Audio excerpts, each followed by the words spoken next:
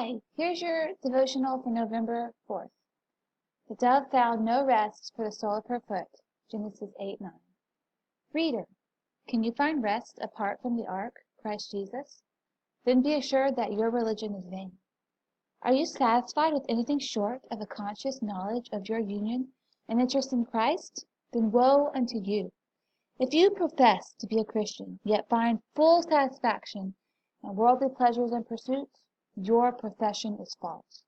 If your soul can stretch herself at rest and find the bed long enough and the coverlet broad enough to cover her in the chambers of sin, then you are a hypocrite and far enough from any right thoughts of Christ or perception of his preciousness.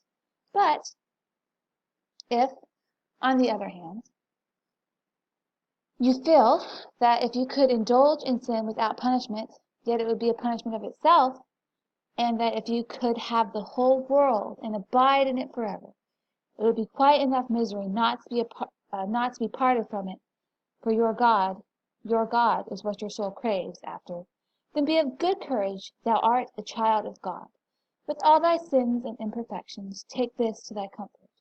If thy soul has no rest in sin, thou art not as the sinner is. If thou art still crying after and craving after something better, Christ has not forgotten thee, for thou hast not quite forgotten him. The believer cannot do without his Lord. Words are inadequate to express his thoughts of him. We cannot live on the sands of the wilderness. We want the manna which drops from on high. Our skin bottles of creature confidence cannot yield us a drop of moisture.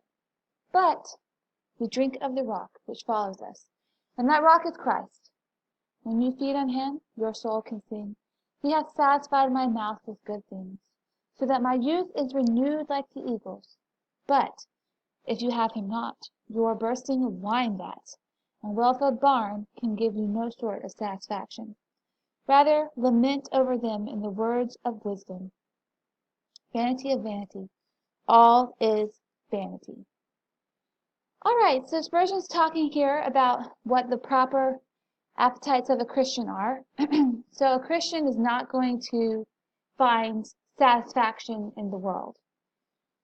And he talks about the fact that even as Christians, we still struggle with sin and we still struggle with our imperfections.